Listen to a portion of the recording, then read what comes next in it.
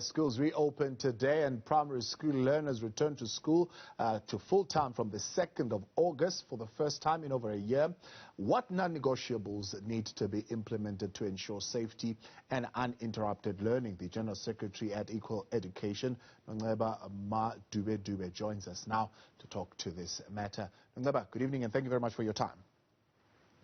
Thank you so much for having us. I think it's important that we've got sort of organized young people and learners speaking about their experience of schooling, their concerns and what government should have in place during these periods. So we appreciate the invitation. Yeah. Have we taken the necessary steps to ensure that there is safe reopening of schools as quickly as possible?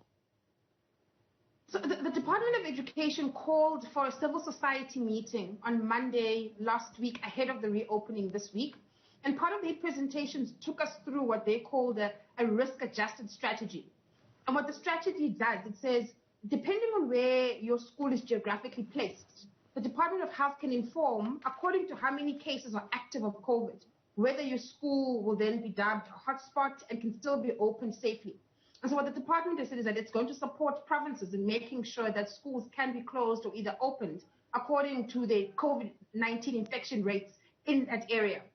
And what we picked up and want to sort of affirm for learners, teachers, members of the school community going back to school during this period is to watch that their schools and in their provinces and the fact that the Department of Basic Education nationally is adhering and supporting schools in considering using fully implemented this idea and model of a risk-adjusted strategy. So we want to make sure that schools are able to go back safely, that the provision of vaccines for teachers in particular, as promised by the Department of Basic Education, has been administered and implemented so that when schools are in areas like the East Rand of Gauteng, for example, we have quite a high number of infections re-COVID, schools can open with that kind of precaution in place. So we're hoping to see that some schools have safely opened, regardless of where they are situated, because we do know that schools in affluent communities can safely open at any time on any given day. Yeah. But our schools in rural communities and in townships been given equitable and the right kind of resources to ensure a safe return to school today. We haven't heard of any major crises. And so we're going to keep in touch with learner members through Equal Education to make sure that what the department promises and provinces commit to does in fact become the lived experience of teachers and learners, especially those that experience the tail end of a very unequal education system in South Africa. You've been quite critical of this risk-adjusted strategy, especially the implementation thereof. What are the gaps and what are your recommendations? Quite plainly is that the Department of Basic Education has just never implemented this risk-adjusted strategy. So there are concerns around how much money does it take to in fact put in place a dashboard that tracks what COVID-19 infections look like in different areas. And why is it that the department isn't implementing it? Why is it that the National Department of Education doesn't have a dedicated group of people that include medical professionals to support schools, governing bodies, senior management teams, provincial districts and circuits in ensuring that if a school does in fact have a high number of cases around it and teachers contract or school staff contract COVID, there's a clear protocol around who do you call, what kind of support do you expect? If you do close, how many days do you close for? Who's going to come in and sort of inspect and clean the classroom environment? These are the kinds of questions that our learners and teachers were asking us in 2020. So what we're willing the government and the Department of Education to do is to implement the strategy, first of all, commit to supporting provinces and districts and circuits, and being very clear around what a risk-adjusted strategy actually entails or entitles a specific school, because that kind of chaos and anxiety that it produces in these different school communities is not the best way of creating a conducive learning space, especially for the types of communities that we are talking about here. We're talking about rural contexts, we're talking about our townships. And so that was our critique. Is it in place, but it's not being implemented? Why is that the fact, you know? And can the department become accountable to making sure that this thing is supported as it rolls out and implemented in provinces so that we do have a better schooling year?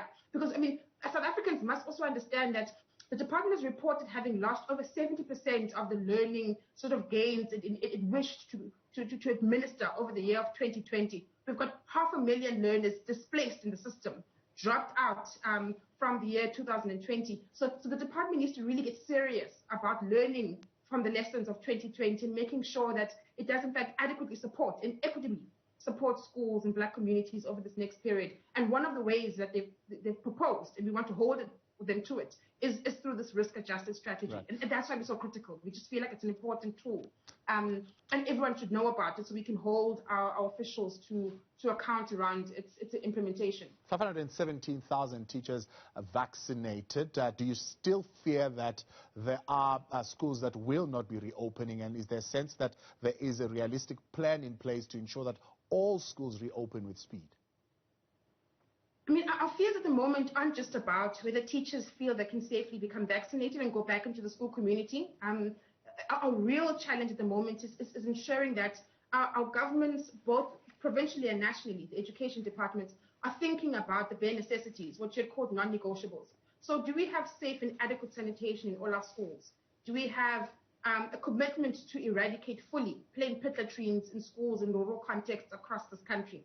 Do we have a clear plan around providing water, emergency services, but also a long-term plan to ensure that every single school in South Africa does have access and continued access and water security inside of our school community? We're concerned deeply around the amount of learners that have shared with us that they still go back into classrooms during the rotational timetable period that have more than 50 learners inside, which means that the overcrowding crisis in black schools in South Africa is catching up with our government. Because even whilst they are rotating and half the classes coming in half grades, there still aren't enough classrooms in our schools.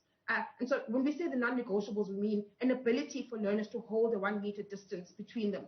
Our statement, which is most recent, and please, can you go check it out on our social media platforms? Learners themselves share that the only time they get access to sanitize is when they walk into the school gate in the morning. So there isn't the necessary provision and the amount of sanitizers to make sure that as you interact and walk around the school day, you're constantly being sanitized, you're masked up as you should.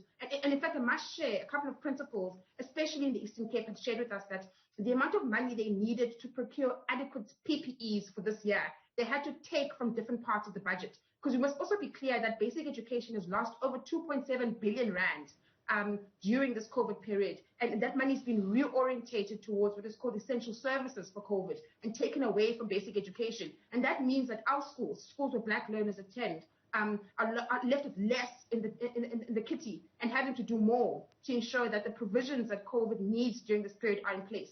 Adequate spacing in classrooms, water, a bare necessity and a dignity for young folk, and sanitation that is adequate and safe. So these are the things that we are watching quite closely during this period.